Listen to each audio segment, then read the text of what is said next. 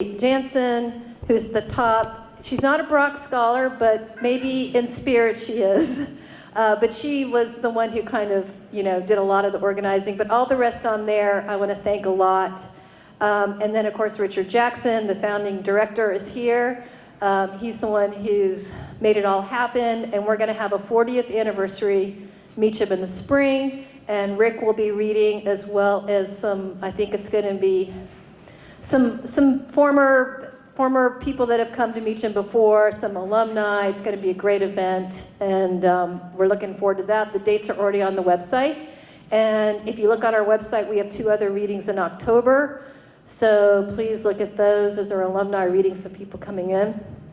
And also, we have a lot of sponsors this year, so I won't read through them all, but if you look at the bottom of the flyer, you can look at all of our sponsors, including Department of English, which I'll call out because our department head is here. And did I see, oh yes, and our dean, excuse me, of the College of Arts and Sciences here, so I will shout them out for helping sponsor this event. And we've got a lot of cool events tomorrow. Just look on the website. We've got some class visits, lots of things going on. Although, class is canceled, so maybe then nothing's happening. So you guys get a vacation. We are still hoping to have the Stoveworks event tomorrow night. Just stay tuned. I mean, basically, I think it's going to depend on the weather. And we are still planning on being back here on Saturday for the generative workshops. So anyway, thanks everyone for coming out, and we will go ahead and get started. Can everyone hear in the back? Okay. Thank you, Sybil. All right, hi. And everyone can hear? Yes, correct. Fantastic. I see heads nodding. So I just assume you're either going along with it or you really can hear me. My name's Aaliyah Coble. I did design the brochure, and you know what? We all need an editor. So I promoted Adeline to a graduate student. Let's give her a round of applause. Our first reader tonight is the wonderful Thomás Morín. Thomás is the author, most recently, of Where Are You From? Letters to his son about navigating an America that constantly questions your place in it. He is also the author of the memoir, Let Me Count the Ways, winner of the Writers League of Texas Nonfiction Book Awards. He is also the author of the poetry collections Machete, Patient Zero, and A Larger Country, which was runner-up for the PEN/Joyce Osterwheel Award and the winner of the APR Honig Book Prize. Please forgive me if I pronounce that incorrectly. He is co-editor with Marie L'Esperance of the anthology Coming Close, 40 Essays on Philip Levine, and translator of The Heights of Machu Picchu by Pablo Neruda, as well as the libretto Pancho Villa from a Safe Distance. His work has appeared in the New York Times, The Nation, Poetry, Slate, and Boston Review. He is the recipient of fellowships from the Guggenheim Foundation and the National Endowment for the Arts, and the Civitella Foundation. He teaches at Rice University, and he is graciously here tonight. And if you want to buy his books, they're right over there. Please welcome Thomás. Yes, 2 locations. The bookstore is also here as well. So we have the bookstore from UTC, and we have our setup in the front. And UTC has a credit card reader. We love that. Please welcome to the stage, Thomás Morín.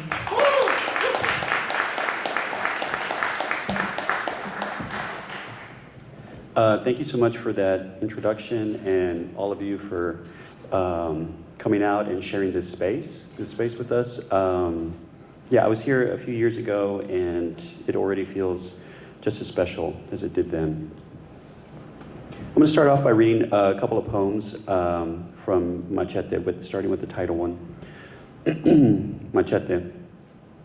When they stare, I know it is my skin. They fear this face, this hair, so unlike theirs. I meet their eyes and make them sway like fields of cane. When they stiffen, I sharpen the edge of my smile and watch them fall. I love them in my cake, how they sink in the dark coffee, where they give up the sweetness they make me take, one slice at a time.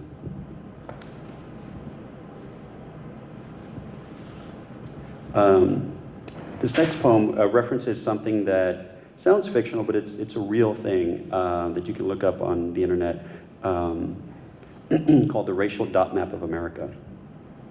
New Year's Eve. The Racial Dot Map of America says green dots are blacks, blue are whites, orange are Latinos, red are Asians, and brown are Native Americans and everyone else. If this is what passes for hope, then what are the green dots between my tulips and the sea? Maybe somewhere green dots still mean grass. In America, blue dots are an ocean full of fish with no gills. I need to believe I can breathe underwater. When you see your reflection in this map, what story do the dots tell you about freedom and its promises? When I look at Garland, I now see the Transcontinental Railroad and the Middle Passage wrapped around our plastic tree. The year is late. Tonight, the sky will pop with color and gunpowder. Drums pound in the distance. The only color unassigned on the map is white. No people live where the map goes white. White is prairie, forest, mountain, river, and desert. White is where the coyote growls when we decorate the night sky. White is where the brush waits for a spark to burn it all new.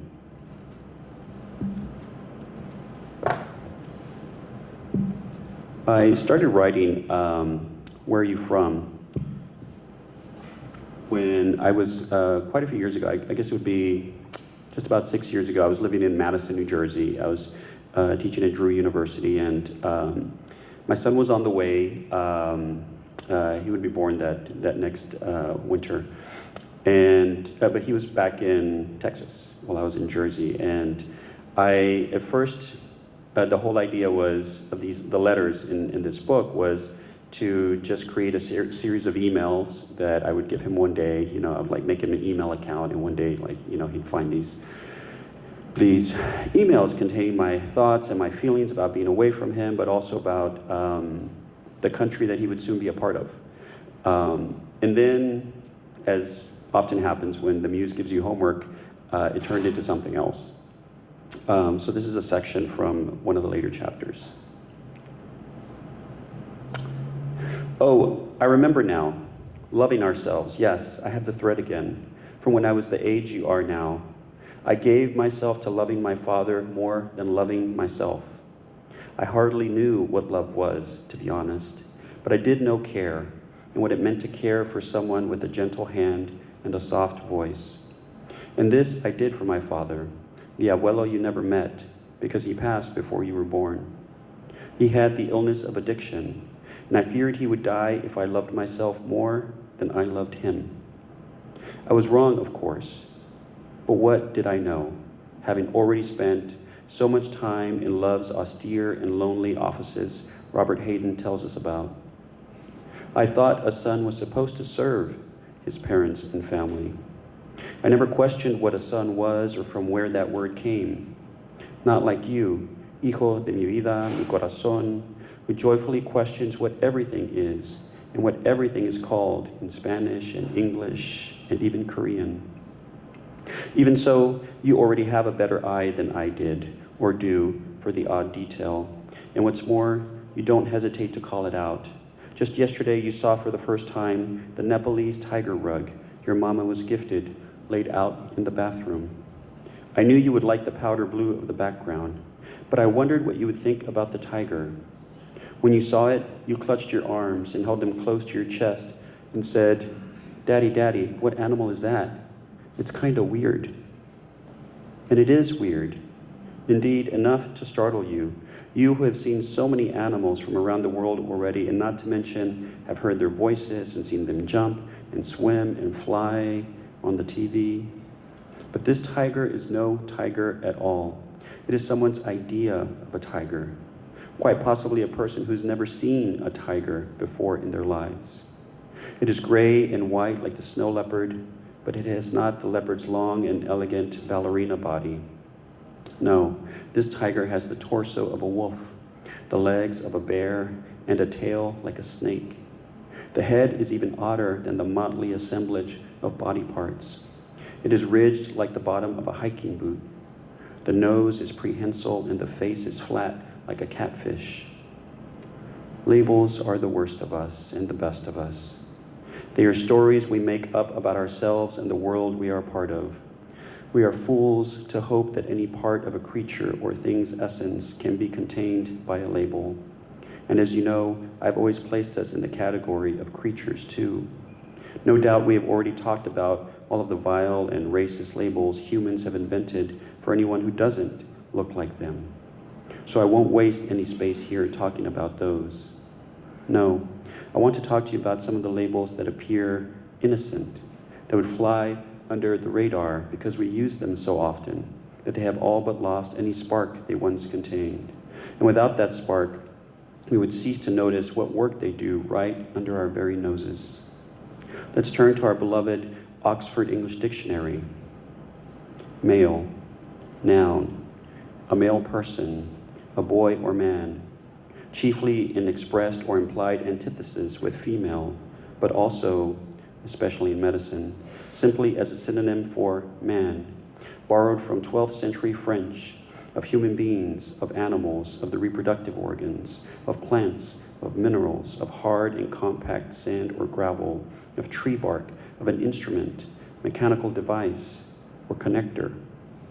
Compounds, male aunt, male bod, male ingenue, male mother, male virgin, male climacteric, male green sickness, male widowhood, male midwife, male model, male nurse, male prostitute, male stripper, male supremacist, male supremacy, male determining, male spirited, male bonding, male, female, male fern, male fool stones, male gauge, male incense, male menopause, male orchis, male pattern baldness, male pill, male pimpernel, male rhyme, male screw, male sterile, male sterility, male thread, male dominated, male bashing, male condom, male impersonator, male oriented, male rape, male like. I don't see you or me in any of these words, mijo. The word male now looks so strange to me that I honestly don't even know what it means anymore or how it relates to me and my life. And yet, when we fill out countless forms throughout our lives, the worst ones will ask us to identify ourselves as either male or female. The best ones will ask which best describes us: male, female, non-binary, transgender, intersex, type and answer, prefer not to say. Some forms will even give the option of going by MX instead of Mr. or Ms. or any of the other assorted titles. Maybe if the word male in the dictionary looked like this, I'd know better what to call myself. Male, of humans, of animals, of plants, of love, of tenderness, of joy, of patience, of light, of softness, of air, of grief, of beauty, of tears, of laughter, of you.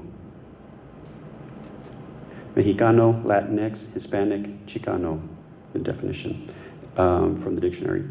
A native or inhabitant of Mexico, a person of Mexican descent, especially a Mexican American, a person of Latin American origin or descent, pertaining to Spain or its people, especially pertaining to ancient Spain, a person of Mexican origin or descent living in the United States, particularly in those areas annexed from Mexico in 1848, especially one who is proud of his or her Mexican heritage and concerned with improving the position of Mexicans in the United States, borrowed from Spanish and Latin. All these words erase the tribes of people who live in what we call Mexico in the southwestern United States today. For all its splendors, language is so poor. The English language has become like masa that's rolled out too wide. So when it leaves the comal, it is not a tortilla, but something less. You can eat it and it will sustain you, but the feeling of it between your teeth will be diminished. And because of its brittleness, you won't be able to fold or wrap it around carnitas or anything else. We'd do better with something like this. Mexicano, Latinx, Hispanic, Chicano.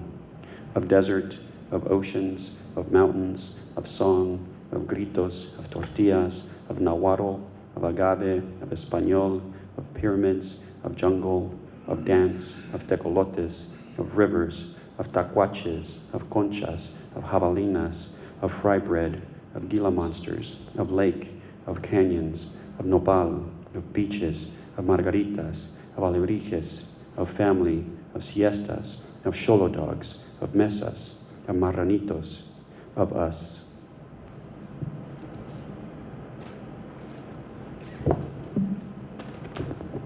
I'm going to close with one short poem. Well, short for me. Heretic that I am. 3 days now, the mold has advanced across the face of the peach I caught with one hand, like Willie Mays, saving it from the sidewalk in its army of black shoes.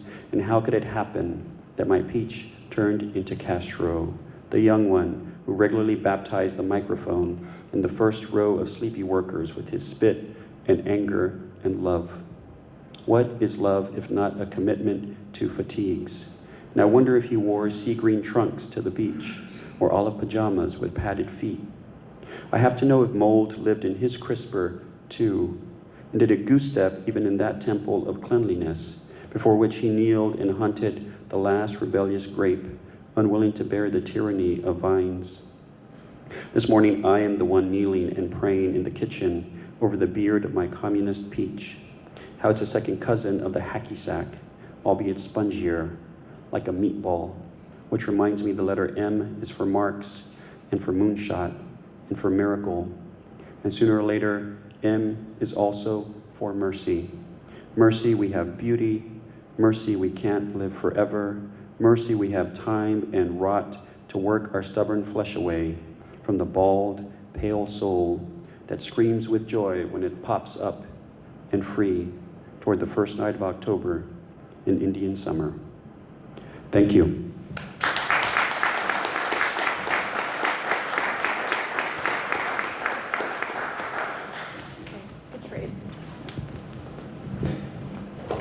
Thank you so much, Thomás. Next to read tonight, we have Ira Sukrungruang. Ira was born in Chicago to Thai immigrants. He earned his BA in English from the Southern Illinois University, Carbondale, and his MFA from Ohio State University. He is the author of 4 nonfiction books, again, which you can purchase.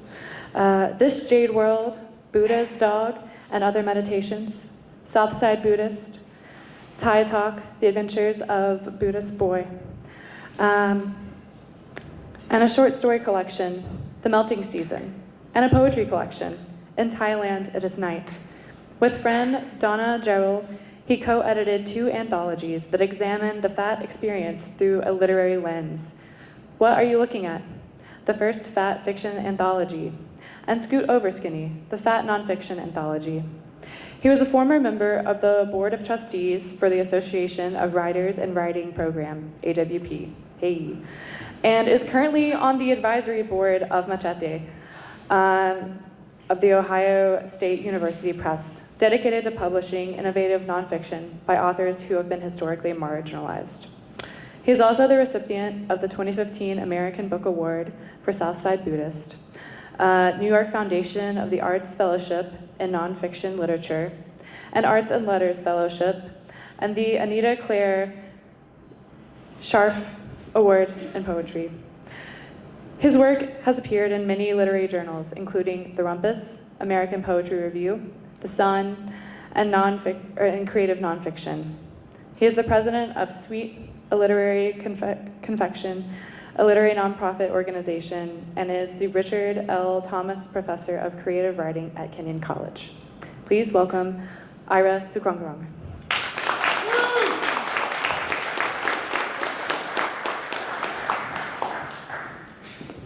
Before I start, could I ask a favor? Could I just take a selfie with y'all? Because my wife believes that I'm like trying to get out of doing like Cub Scout stuff with her. Like, so right now she's like wrangling like 5 to 9-year-olds, like 20 of them by herself.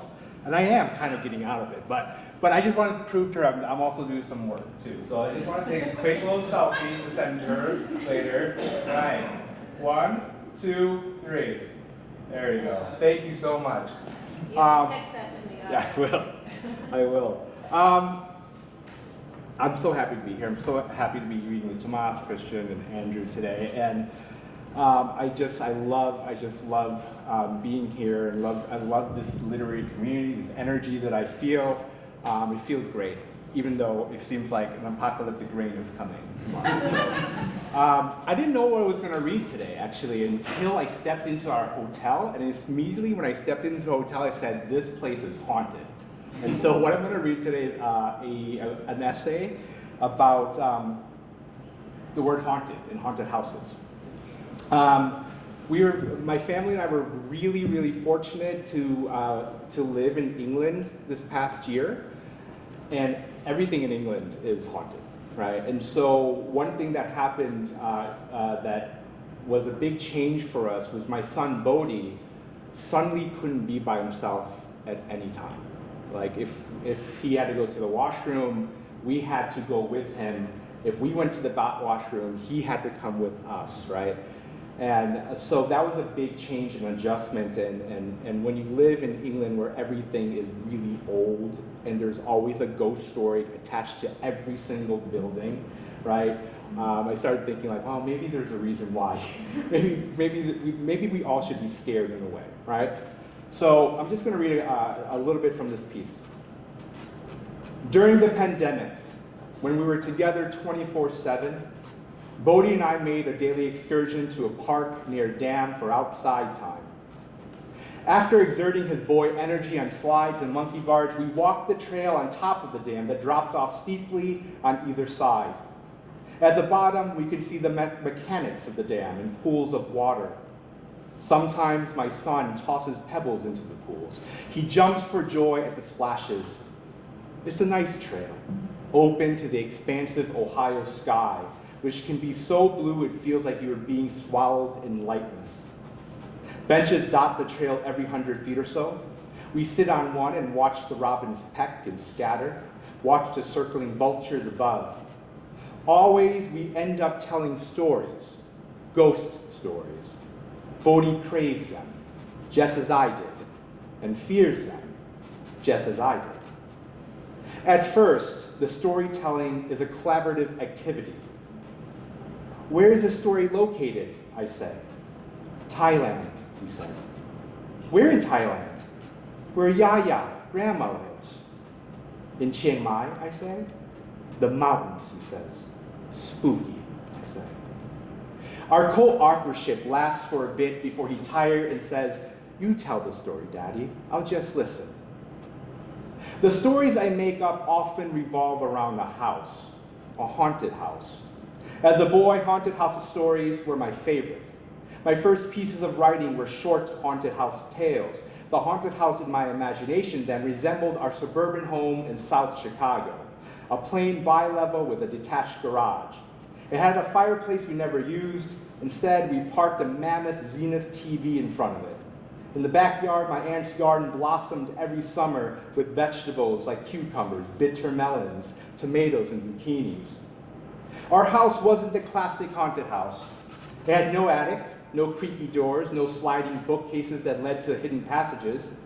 It did have a creepy crawl space where we stored our winter coats and jasmine rice, and where, when I entered my teens, my friends and I would play with the Ouija board. Other than that, it was an ordinary-looking home built in the 1970s, furnished with ordinary-looking sofas and coffee tables and china cabinet, except for Buddha statues and portraits of the king and queen of Thailand everywhere. This was the house where I based my stories. Similarly, Bodhi wants his stories based in his grandmother's house in Chiang Mai, Thailand, a place he deeply misses, a place we wouldn't return to for 2.5 years because of the pandemic. In the stories I tell Bodhi, there's a ghost of a little boy, and the little boy resembles my little boy huddled against my side, part fear, heart early spring chill, his body a perfect warm fit on a bench at the top of a dam. The little ghost boy was lonely, wandering the rooms of the haunted house, which was pink like Yaya's house. The ghost had no one to play with. He could hear the voices of other children outside, but couldn't venture outdoors. The ghost had limits, and his limits were the boundaries of the house. If the boy stuck an arm out a window, then the arm would disappear until he brought his arm back. The little boy ghost, though lonely, didn't want to disappear. "What's the ghost's name?" Bodhi asked. "How about Bodhi?"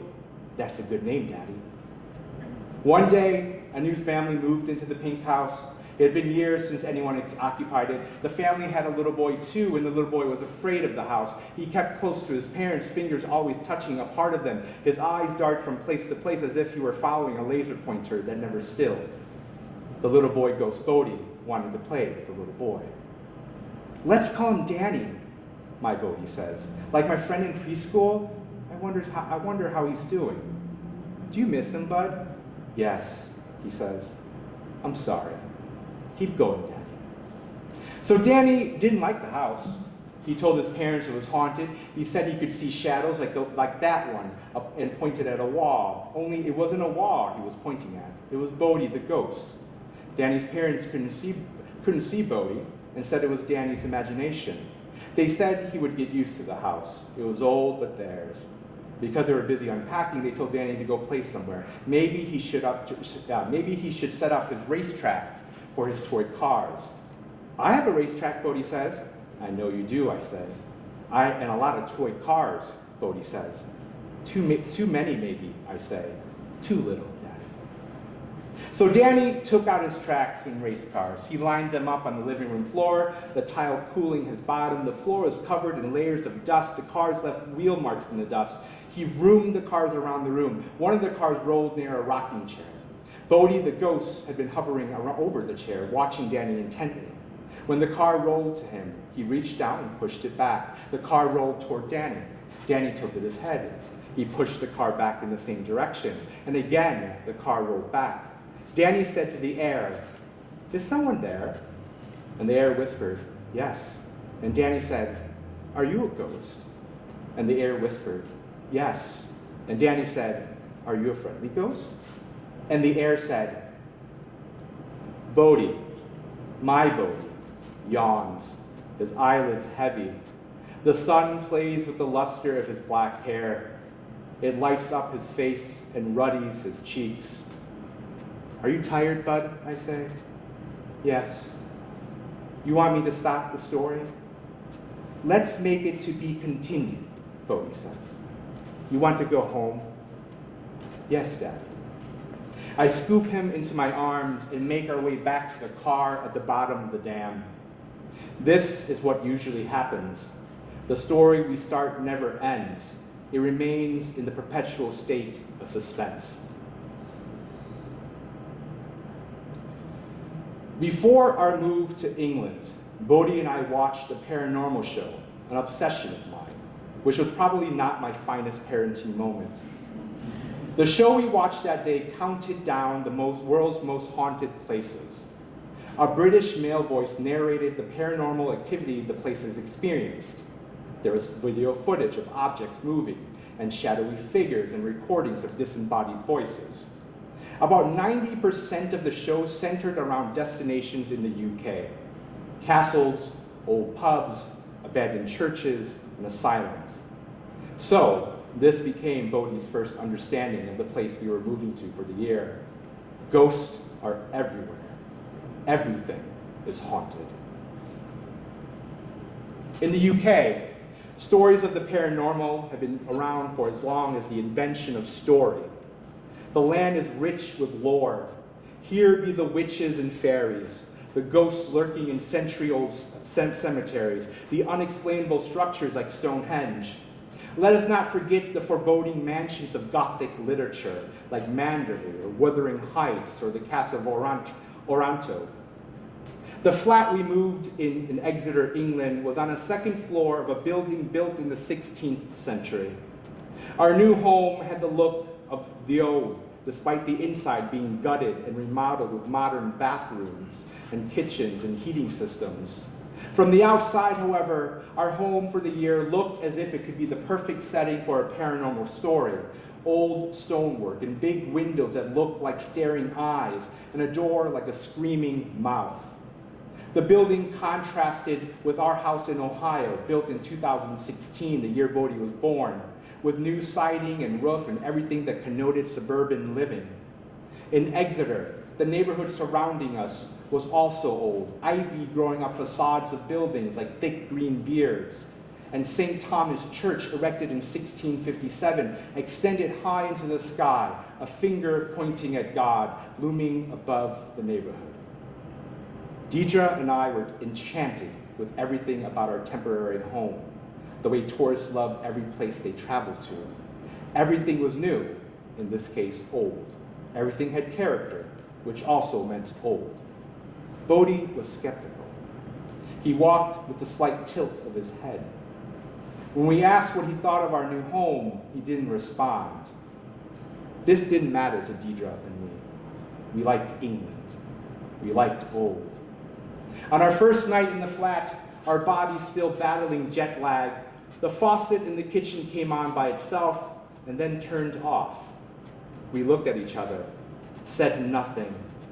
From then on, Bodhi attached himself to us. What is a haunted house without anyone to live in it? Just a house without witness, a house that stands alone, a house without story. A house becomes haunted once someone comes out to the public and says, "There's something not right about my home. I think it may be haunted." In those paranormal shows I love to binge watch, I'm drawn to the people who inhabit these supposedly haunted spaces as much, if not more, than whatever the paranormal investigators seek out. People provide story, context, circumstance. They tell of the rattling coming from the basement.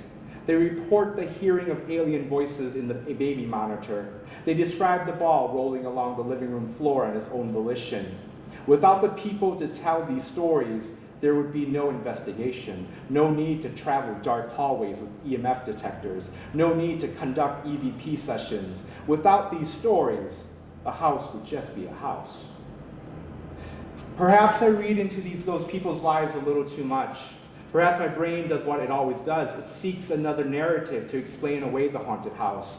After all, the primary motive of paranormal investigative shows is to debunk claims of the hauntings. They find, quote, scientific evidence to refute people's experiences. I do the same, only I focus on the people, not the house. I notice how exhausted they are, how scared, how worried. Most of the time, they live in a rundown home because it's all they can afford. They stay in these old homes because they don't have the economic means to move. The lead singer of Alabama Shakes, Brittany Howard, talks about living in her great-grandmother's haunted house and why she didn't leave. Quote, "There's some economic issues that go into staying in a haunted house that no one talks about. If you don't have money saved up to move, you are still in this haunted house." Many times when watching these shows, the fear these people experience extends beyond the paranormal. The fear becomes normal. Fear of living, of sadness, of hardship, of loss, of separation, of loneliness. Here's a sampling of the people on these shows. A single mother senses something watching her everywhere she moves in the house. Her income is drained after a 3-year custody battle for her kids. An elderly man claims to hear humming in the bedroom he shared with his late wife of 40 years. It's a song she used to sing when doing laundry. An only child of parents who work all day talks to someone no one sees. He says the someone is his only friend. These glimpses into people's lives do not explain away the haunting of their homes. Rather, they reiterate what we already know. Living is hard. When living is hard and we don't know what to do to ease how hard everything is, and we feel at the end of our tether, we seek explanations for our broken hearts, our tired souls. Sometimes the easiest culprit is a ghost in the house, something we can't see, something to focus our energy on, because that something, as far-fetched as it sounds, is better than what really ails us. We don't talk about the kitchen faucet. We don't talk about the bedroom door sometimes shutting by itself. We don't talk about the wheeze and whine of the pipes at night. We don't talk about it because we don't think there's anything paranormal about these happenings. It's an old building. Old buildings are filled with drafts and creaky floorboards and bad plumbing. 2 leaks happened during the month we moved in. We don't talk about it because Bodhi will pick up on our fear and make it his own. In the States, we made haunted houses a game. On our long car rides around Ohio, we pointed at houses we thought were haunted. That one for sure, I said, look at it. I pointed at an old dilapidated barn, red paint peeling like sunburned skin. That one, Bodhi said. He pointed at a white house with a black roof shrouded in the shadow of gigantic pines. No, his mom said, that one. She pointed at an abandoned shack in the middle of a cornfield, roof crooked from Midwestern gusts, old tires piled around it. Our fingers pointed from house to house. We explained our choices. We disagreed. We laughed. In England, we can point at any building and say it's haunted, and it probably is. Like the White Hart Hotel we pass every day to take Bodhi to school, where there are sightings of men in togas passing through walls. Or the Turk's Head pub, where one can find Charles Dickens milling around in the corner. Here, every place has a story. Every place, a lingering ghost. Deidre and I sit in the school counselor's office. It's been 6 months. Nothing has changed. Bodhi follows us everywhere we go, our little shadow, and though we love our boy to death, going to the bathroom with him right there has gotten old. We tell the counselor our circumstances. We're here for the year. He doesn't leave our side. Everywhere we go, he goes. The flat we live in is tiny, made tinier every time we turn and bump into him.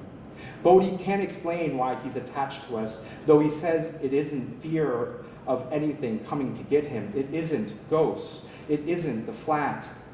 I believe him, though I'm the type of father who will believe anything his son says. Still, I don't think he fears our flat. I don't think he fears ghosts. He doesn't move in the space as if he's afraid of it. He just needs us to be there. It's easy to blame Bodhi's attachment to us on the fear of the unknown, or the fear of new spaces, or the fear of a new way of being, or the fear of a new culture, or the fear of being the new boy at school with the American accent. Or it can be all these fears rolled together, like a rubber band ball that keeps growing and growing and growing. Fear on fear on fear. The school counselor is a kind and patient woman. She listens to everything we say, she nods and takes notes and asks elaborate questions. She tells us Bodhi is going through a lot of changes, and his attachment is normal for a 7-year-old who has traveled across an ocean to a country so different from what he's accustomed to. She says she has spoken with the teacher, and his teacher tells her that Bodhi is popular among his classmates and doesn't seem like he has difficulty making friends. She says she will meet him weekly to play games and ask questions. She sends us home with a book about anxiety and says she'll be in contact soon. When we leave the school, Deidre and I feel like a weight has been momentarily lifted off us. The sun is out, a rarity.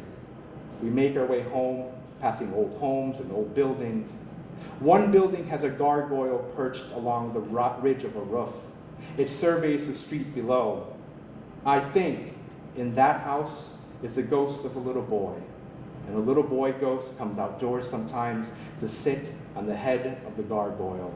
And the little boy waves to everyone who passes, but no one waves back. No one takes notice of him. Until one day. Thank you.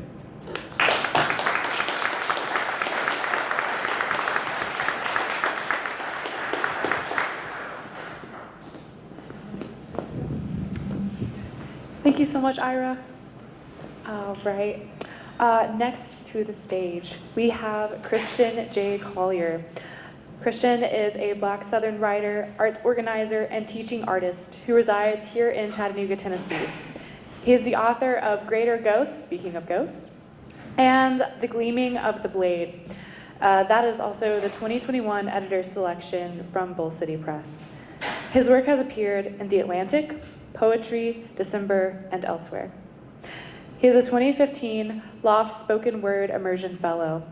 He is also the winner of the 2022 Porch Prize in Poetry. That is so fun to say out loud.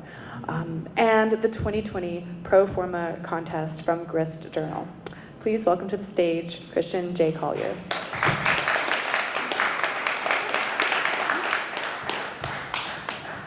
Hey everybody. Try it again. Hey everybody. You know, you guys can say things, you can say words, and you know, crazy things happen. Maybe I'll say words back to you, you know?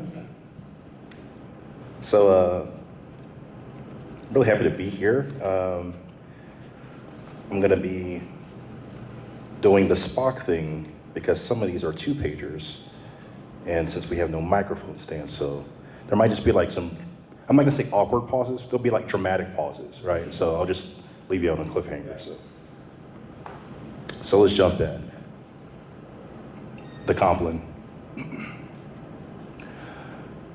Between us, there are 101 umber haints in our home.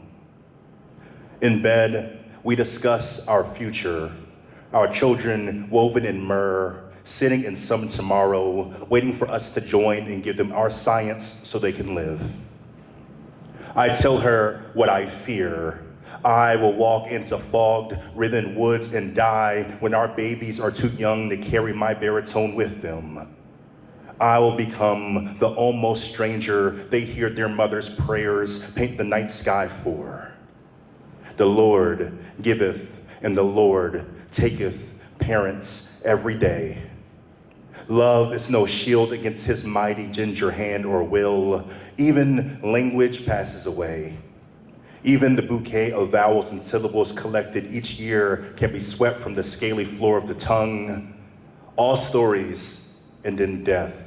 If we are honest with ourselves and how the world works, if I am being honest, when I eventually hear my love sleeping by my side, I the gloom, whisper to God, ask that he spare me the escape, the emptying out of the marigold light for many years.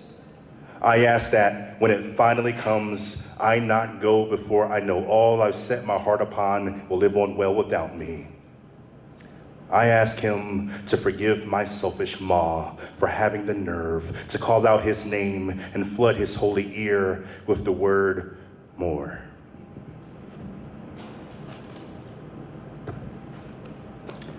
So, punk rock fans? Show of hands, punk rock fans? A couple of you? You can't be wishy-washy. Someone's like, you can't be wishy-washy. You either like it or you don't. So, there's a band by way of El Paso, Texas called At the Drive-In. You guys heard of At the Drive-In? No? Okay, so your homework assignment. Just go home, listen to At the Drive-In, specifically the album Relationship of Command. That thing is all killer, no filler. You will thank me later. So I discovered that album when I was like 16, and there's a song on there called Quarantine, and it has a line in it that a single spark can start a spectral fire. And I was like, oh man, what a dope line. I don't really know what that means, but it's great. So that's been in my head since like the year 2000. So when I was working on this book, and the whole book is about like interrogating ghosts, you know, like all the ghosts that we carry with us, right? So like each of us in here, you are somebody's ghost. Somebody's thinking about you still, like, man, I really wish I had talked to Todd back in like 9th grade or whatever. We all carry ghosts with us. So when I was getting into the meat of it, I thought, man, I just want to bring like spectral into the room. So this poem is called In the Spectral Hour.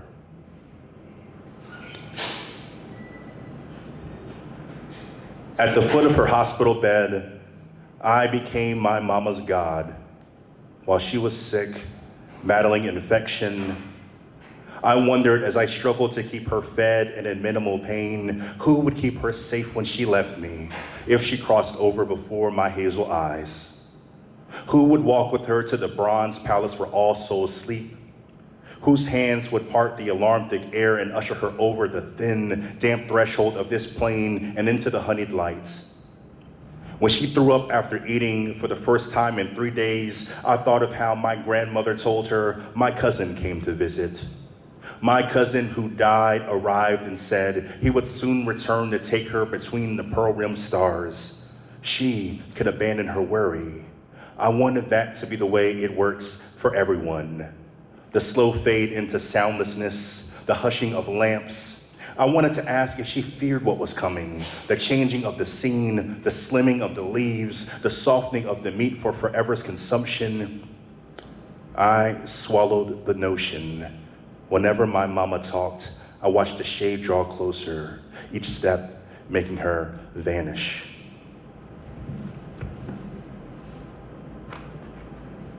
So, anybody into horror movies? Oh yeah. Okay, got a couple more of those maybe than punk rock. I see how it is. So there was a series called Final Destination, and back when I was a younger man, I would watch at least one of those like right before I was gonna go get on a flight because I didn't care, you know. Black man in America, well, no, I'm gonna live forever. So maybe like 10 years ago or so, I just all of a sudden things got real, and I thought, I was flying first class to Minnesota. We're about halfway there. It's Friday the 13th, by the way. And I just thought, man, like if this thing goes down, like I kind of am one of the first to die, right? Like it's like the pilot, the co-pilot, maybe like a stewardess or flight attendant, then me, right? So I'm like, but what do you do if you're like, what do you do if you know, like the mask comes down, you know, like this is pretty much it. What do? Do you call like the person that you love, or like, but you haunt that person? Like you're like, I always loved you, Veronica, and then she like has to live with that the rest of her life. Do you call somebody that you hate? You're like, I never liked you, Steve, and he's just like, I'm glad he's dead. You know, like what do you do? So ever since then, I've been like, no pun intended, deathly afraid of flying. So that informs a lot of this poem. This is called Leaving the Earth. As we gallop down the runway and scale cloud-peppered sky, I chant the 7 names of my airborne dead and feel them close. They see me shudder at the thought of becoming one of them, the unbreathing. I admit, I never get nearer to God than when I wish not to join him. My God, I hate leaving any party before I'm ready, before I've had my fill of white rum or cake. I'm not prepared for the doors to shut and lock. I've so loved this sun-groomed globe, each minute bit I've been served. I fear letting go, being snagged from it like a sailfish, snared through the mouth and yanked from its saltwater bath. My brother told me long ago there is no heaven, but instead an indigo hole, a grand nothing awaiting each of us once we've run out of clocks. I have never learned what to do with time, the days archived, the shelled portion of hours I have left in the taut canvas around my belly. I don't know how anybody dies easy, how they reach willingly for the starlit ladder, how they do it without a protest bluing their tongue. I am afraid I don't know how to go anywhere calm-blooded. All I know is how not to be slain or make any room I enter a man-made shrine to house my corpse. All right, everybody, this is your 2-poem warning. We got 2 more left.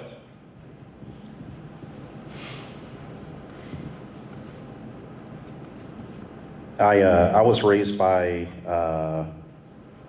interesting people. I think we all are. And because of that, I'm going to read to you a poem that like my mom hates. But she hates it for a very particular reason, because she knows that. She also is an interesting person. She knows where we come from, but she's afraid of what you guys would think, knowing that we come from an interesting people, right? So don't tell my mom. This is called Blood. The last word my love speaks before we hang up becomes a sustained G sharp in my head until I hear water running as if down and over the smooth backs of several stones the size of a child's skull. And in its song, my grandmother's voice crests the percussion, says, "Come with me." And we are both in stride, the divots in our palms now small ponds, as we walk across the sodden color of the grass above the casket where she sleeps. I ask if it was true she once put a bullet in my grandfather for keeping time with another woman, and she says, yes, and I'd do it again. I step into a slight hollow, the water slips through my fingers and becomes fresh polish upon the turf. I apologize. I ask if I've disappointed her by not being more alert. She says, I have seen the secrets you keep as railroad ties beneath your tongue. I love you the same as I always have. When I mention my love, how I wish she was alive to meet her, she says, I already have. What you don't understand is my life begins again every day you offer up the hymn of your breath. Baby, we are blood, and blood is the oldest God any of us can look to and always find. The gospel of this is something time can never touch, the good news that does not die.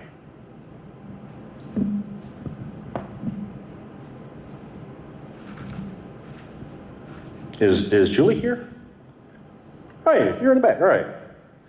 So, Julie and I were corresponding a little bit ago, and I was like, "Yeah, I got a poem coming out in the Atlantic." She's like, "Oh, I'm gonna check to see." I didn't find out till like real late that they were just gonna run it online. So the other day, Julie was like, "I checked my issue, and it wasn't in there. Maybe they misprinted." I was like, "No, I promise you. I promise I wasn't lying to you. It's in there. It's in there." Keeping me honest. So. There's a song by a blues musician by the name of Blind Willie Johnson. The song is Jesus Make Up My Dying Bed.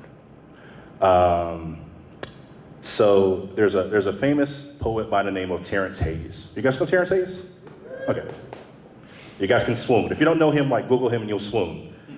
But Terrence Hayes has a saying that I'm just trying to write it so it sounds like music, right? So one of my favorite poets is a guy by the name of John Murillo. And he said recently that like when poetry is kind of like at its height, when it's really firing on all cylinders, it is part cinema, part song, right? So this is my attempt at making those worlds come together. This is called In the Time of Dying, Meet Me. Father of mass and air pressure, turbulent altitude and dude skyline, if these burgundy wings carrying me across your vulture-strewn puce road should weaken, should fail, please descend with me. Just once borrow a tenor and talk to make my plummet an easy sprint towards sea sand floor. Bend low your busy ear so my last ask of you land intact. My uncle, King Cobra on his breath, once said, anyone who stays in the wind too long never leaves it behind. Let it be true. Let me be both here and not here completely. Let some of me be 9 black hickory leaves jitterbugging on the proud curving lip of any given gust. Let me be story in that way. When these tense lungs struggle no more our work, when I am man no longer, new in shape, beyond blood and gland, let my utter name be a blue note lanterning my love's voices from time to time. Anoint what red dirt of me is left through him, Father. Let me be occasional music after shh. Thank you.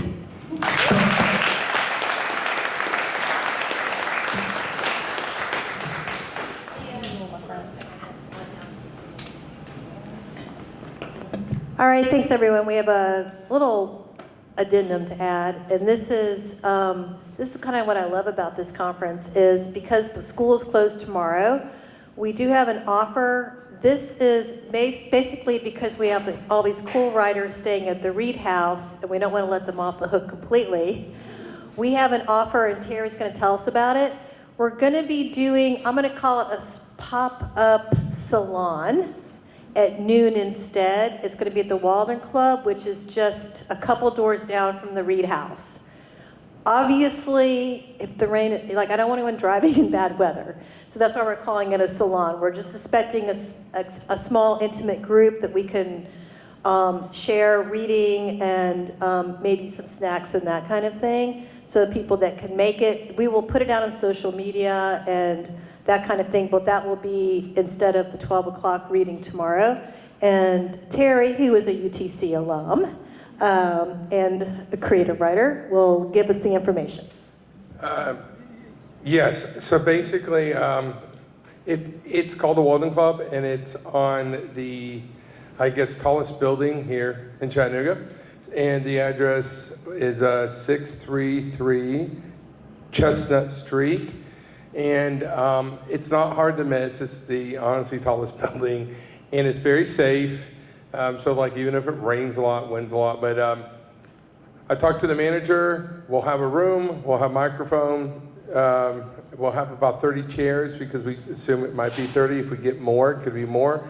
And we'll have some light food, appetizers, like cheese, grapes or whatnot, and sweet tea, water. But I just felt really, really, really bad in terms of writers, and I thought they should be given a place to read. So hopefully y'all don't mind. And that's it. And I think Sybil will just get all of the information out. But again, it's called the Walden Club. It's been around maybe 50 years, and it has great views, just beautiful views. So. Okay, as I said, we will update the website, social media. Again, for people that, I don't know what the weather's going to be like, so obviously we want people to stay safe, but if it's accessible, we would love to see you there. Again, I'm calling it a pop-up salon. A lot more intimate, but it'll be really fun and cool. So thanks Terry for offering that. And his daughter is going to read, Pei-Ying, who's also a published writer. And didn't she win the Southern Student Writers and all kinds of things? So we're excited to have her read too. And I just want to remind people, because we were going to sell books tomorrow at noon, that if you were going to buy books from the bookstore, this is your chance. They take credit cards. They have all of the writers reading tonight. They have books from all of them. So I recommend going over there after the reading to buy something if you get a chance. All right, Aaliyah, now you can go. Thank you. All right, everyone got that, right? If not, I'm sure we'll post it somewhere. Probably that Instagram that everyone should follow. All right, so next up we have Andrew Najberg. Did I pronounce that correctly? Wrong. Andrew Najberg is the best-selling author of Golatok, The Neverborn Thief, The Mobius Door, and The Goats Have Taken Over the Barracks, as well as the forthcoming titles in These Fading Stars, Extinction Dream, Try Not to Die in the Shadowlands, and Eat the Light. His short works in fiction and poetry have appeared or are forthcoming in more than 75 publications in print and online. Nice. A winner of an AWP Intro Award in Poetry, Andrew is also on the long list of the Stoker Award in Outstanding Achievement for a first novel. Currently, he teaches here at the University of Tennessee at Chattanooga, where he teaches creative writing, composition, Japanese literature, and other courses. Please welcome up Andrew Najberg, who is so gracious to read tonight. We changed it up on you. All right. Thank you so much, and thank you everybody for coming out here, especially with the threat of imminent weather, but that's Chattanooga for you. So, all right, so I'm hopefully going to read 2 short pieces, depending on how time works. Otherwise, I'll read one if I take a little too long.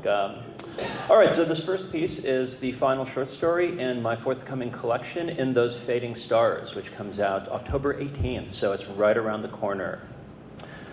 A scenic place. At the lake's edge, past the thin sidewalk that snaked along the water, stood a wrought iron bench with wooden slats and a tall ornamental lamp with a crooked neck. Wildflowers grew around the bench's legs, and tall grasses sprouted all about the lamp's concrete foundation. Every night, the sun descended upon the waters, sliding between 2 mountains on the horizon like a coin into a slot. Once the sun vanished, the distant purple glow of the city beyond bloomed in the sky like a giant violet tulip.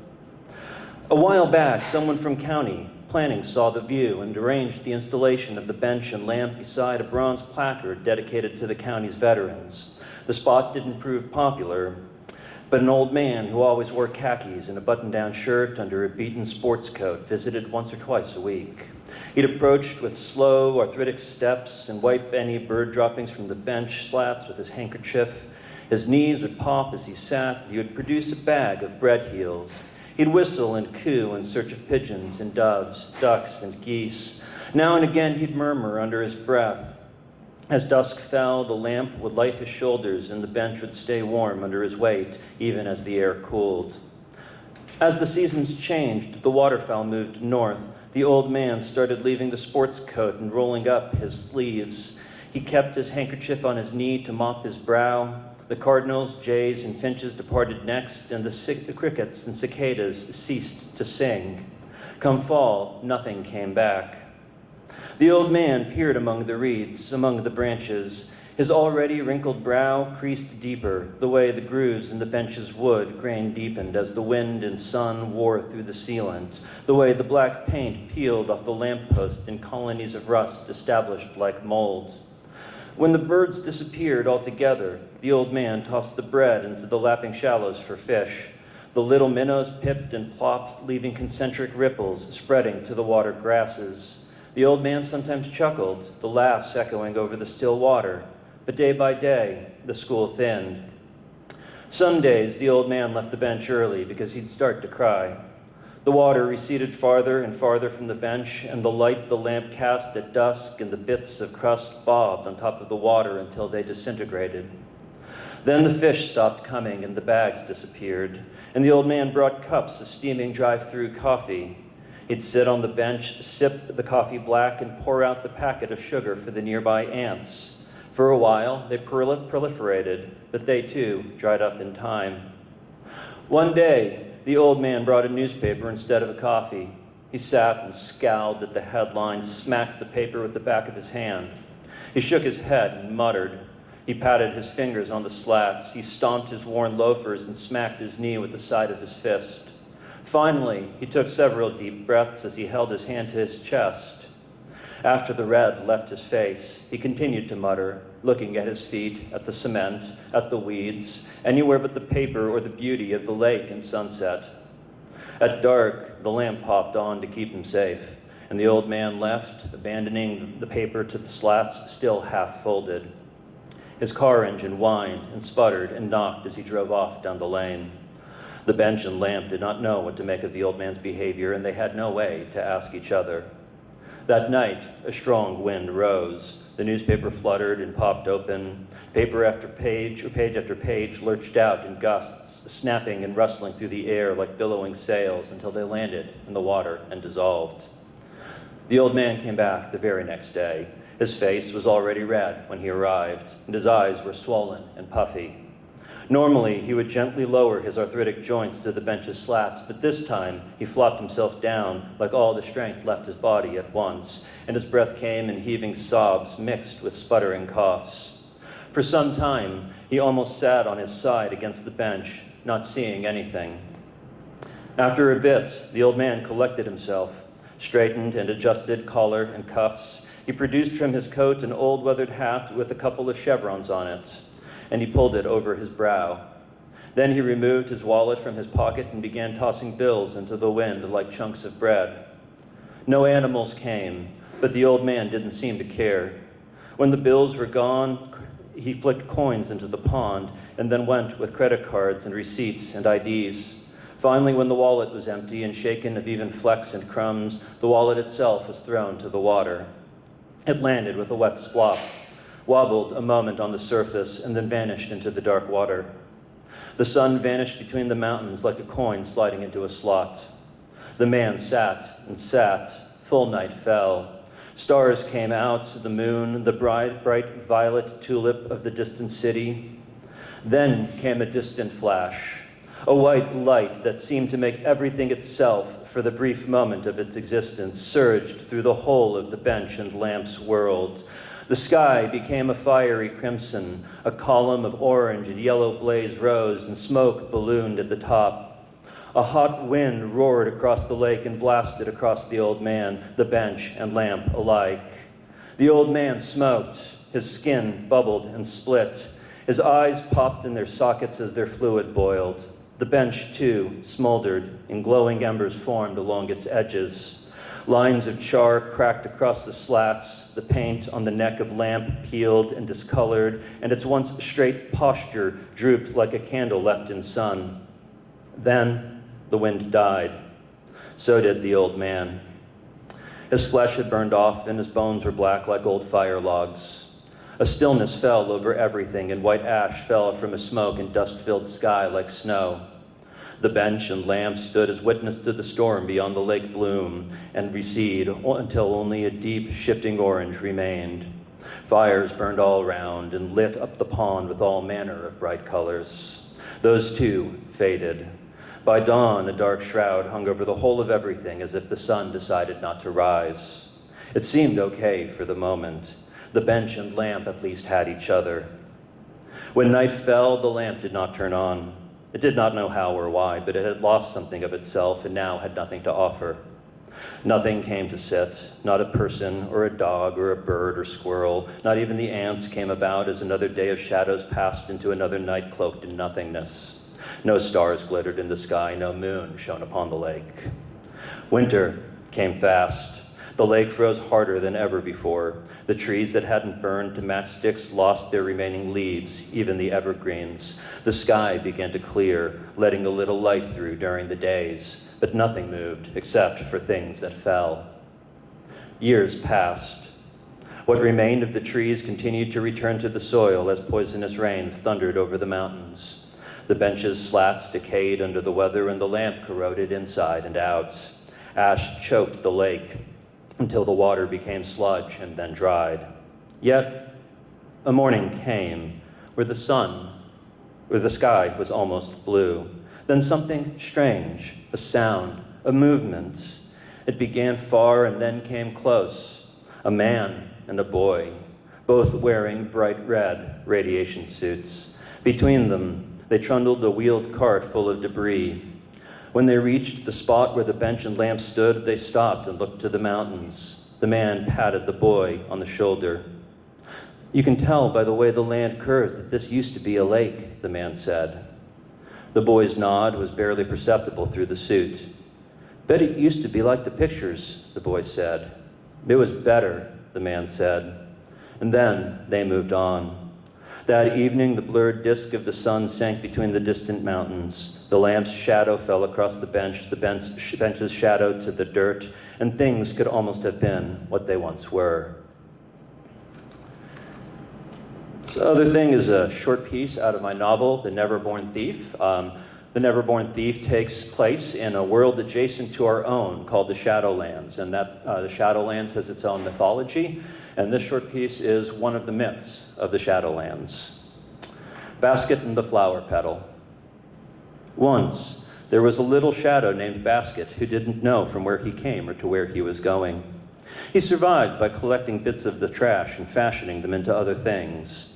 He would wind a metal disc on a piece of twine and fashion a pendant, trim a piece of torn cloth into a bandana or handkerchief, or cut bits of colored rags into flower petals he'd stitch together into dull blossoms. Or cut bits of colored rags into flower petals he'd stitch together into dull blossoms wherever he could find thread. One day, he was poking through the refuse scattered outside an arena in the city of Kiln just after the crowd had left when something amazing caught his eye. It was the brightest color he'd ever seen poking out from underneath the wad of newspaper. He had never known purple could be so bright and vibrant. His heart beat hard at a mere glimpse of it. He snatched it up so quick and held it in his palm. It glowed like the sun, it was so vivid. It was shaped like a teardrop the width of his thumb, thin as paper, though far, far softer. It was a flower petal, but not the type he made from rags. Though he'd never seen one before in the Shadowlands, he knew this was a real flower petal from the world of lights. How it got outside the dirty arena he couldn't say, but it was the most spectacular thing he'd ever seen. He couldn't believe his luck. He knew if he rushed to the bazaar, it would fetch the biggest trade he'd ever made. Indeed, he knew just the trader who would offer well for such things. However, As he walked towards the market square, gazing at the petal in his palm, he couldn't take his eyes off this thing of beauty. He kept tracing its edges with his fingers, feeling its softness, wishing some part of its loveliness would rub into his skin. He might never find something like this again. If he traded it away, he'd forget what it was like to hold something so precious. The urge grew for him to keep it, to protect it. By the time he'd reached the gates of the bazaar, he knew he loved this beautiful thing too much to part with it. So he turned and hurried off home. There he sat 3 days, staring at the petal, still tracing it even as his fingers tore and frayed at the edges. The first day, the color started to fade, and on the second, it was a pale imitation of its former self. The purple dulled and brittleness replaced the softness. On the third day, as he sought its softness with the gentlest touch of his index finger, the petal crumbled into dust and blew away in a draft that came through its open door. He had never cried harder in his life. When he'd calmed down, he spent the rest of the day imagining the beauty of the petal, trying to fix it in his memory. He pictured it again and again, thought about its tiny weight on his palm, what true softness it felt like. For weeks, as he returned to collecting and fashioning scraps, the image of the petal served as his constant companion. He whispered to it at night when he had no one else to whisper to. He found himself drifting back to the arena, hoping he'd find another. Then, the memory, too, faded. Within a few weeks more, it was just the way the petal had withered in his palm. It was just like the way the wet petal had withered in his palm. The memory of the petal barely formed at his command, and when it did, it was fleeting.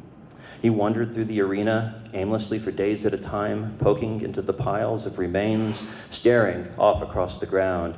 He grew so tired and hungry, his hands couldn't fashion trinkets, and he could barely remember how to get back home. Finally, he took a seat outside the arena gates and never got up again. He watched the shadows come and go through the gates as if one of them would drop another petal right in front of him. They say you can still find him outside the arena in Kiln, still so long that the people think him made of stone. Thank you.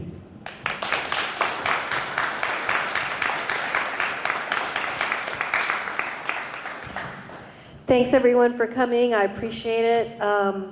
Looks like the weather is holding, so I hope everyone makes it home safely. Please, for those of you who are interested for tomorrow, we will be updating. As we know, definitely we've got the pop-up salon in the Walden Club, which I think will be totally cool, be very Parisian.